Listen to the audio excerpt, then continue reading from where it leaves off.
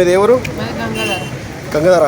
ఎట్లా జరిగింది ప్రమాదం? ఎట్లా జరిగింది? అది ఎట్లా జరిగిందో తెలియదు సార్. మాకు సౌండ్ వినబడ్డా అంటే కార్లో గుద్దినట్టు సౌండ్ వినబడ్డది అంతే.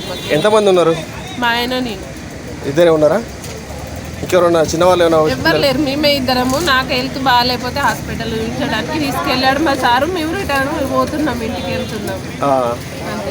ఏమైనా జరిగింది? ఏమైనా ప్రమాదం జరిగిందా? జరగలేదు. మా సారుకు చిన్నగా ఇట్లా అది అర్థం గుర్తుపోయినట్టు అయింది. అంటే ముందు ఏదో లారీని గుద్దినట్లు అంటారు, నిజమేనా?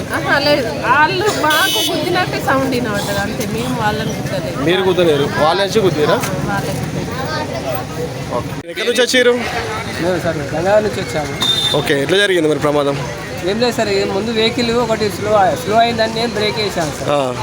ఇక నేను అది చూడలేదు, సైడ్ లెఫ్ట్ సైడ్ చూడలే. బహుశా లారీ గుద్దిందే తెలుస్తుంది తప్ప ఎగిరిపోయి పడ్డది తెలుస్తుంది.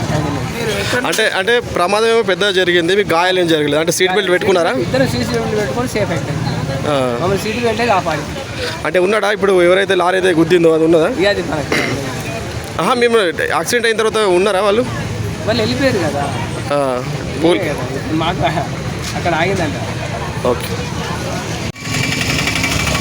వేపాడ పట్టణంలో సుమారుగా ఒక 40 నిమిషాల క్రితం ఒక లారీ కారును ఓవర్టేక్ చేసే సందర్భంలో స్పీడ్గా వెళ్తూ కారుకు డ్యాష్ చేయడం జరిగింది. వెంటనే కారు పల్టీ కొట్టింది. అందులో ఉన్న ఇద్దరు ప్రయాణికులు కూడా సీట్ బెల్ట్ పెట్టుకోవడం వలన వాళ్ళకు ఎలాంటి ప్రమాదం జరగలేదు. కావున అందరూ కూడా ఖచ్చితంగా సీట్ బెల్ట్ ధరించి ట్రాఫిక్ రూల్స్ పాటించండి. బండి మీద వెళ్ళేటప్పుడు కూడా హెల్మెట్ పెట్టుకోండి. అతివేగం ప్రమాదకరం, వెళ్ళేటప్పుడు కొంచెం నిదానంగా వెళ్ళండి. అందరూ కూడా ట్రాఫిక్ నియమాలు పాటించి ప్రాణాలు కాపాడుకోవాలని కోరుతున్నాం.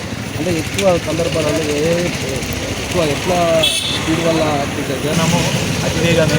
అతివేగము లేదా హెల్మెట్ పెట్టుకోకపోవడము, సీట్ బెల్ట్ పెట్టుకోకపోవడము, తాగి డ్రైవింగ్ చేయడము, ఇలాంటి వాటి వల్లనే మనకు ఎక్కువగా నేరాలు మన యాక్సిడెంట్ జరుగుతున్నాయి. కాబట్టి అందరం ట్రాఫిక్ రూల్స్ పాటించుకుంటే, ప్రజలందరూ పాటిస్తే మనము యాక్సిడెంట్లను నివారించవచ్చు, అందరి ప్రాణాలు కూడా కాపాడుకోవచ్చు. అంటే ప్రమాదంలో ప్రమాదం జరిగినప్పుడు సమాచారం ఇచ్చే వారికి మీద అలాంటి కేసులు ఏం కావు. ఖచ్చితంగా కేసులు అనేవి విచారించబడతాయి. కేసుకు కారణం ఎవరు అనేది అనేది సీసీ ఫుటేజ్ల ద్వారా కానీ ఫోన్ లొకేషన్ ద్వారా కానీ అన్నీ కూడా ఎంక్వైరీ చేస్తాము. వచ్చిన వారికి మీద అలాంటి కేసులు కానీ అది కేవలం అపోహ మాత్రమే. నాకేమవుతుందని ఖచ్చితంగా ఎవరైనా ఎక్కడ ఏ ప్రమాదం జరిగినా వెంటనే పోలీసు వారికి సమాచారం ఇవ్వాలని కోరుతున్నాం. ప్రమాదాలు జరిగినప్పుడు రక్షిస్తారు. పిలవడం అంటే సాక్షిగా మాత్రమే పిలుస్తారు, ముందుగా ఎవరు పిలవరు. ఎవరైనా సాక్ష్యం ఉండడం అనేది ఖచ్చితంగా సాక్ష్యం ఉండాల్సిందే. ఎందుకంటే ఒక నేరాన్ని తప్పు జరిగిందని మేము రేపు కోర్టులో నిరూపించబడాలన్నా ఖచ్చితంగా దానికి ప్రత్యక్ష సాక్ష్యం అనేది అవసరమే.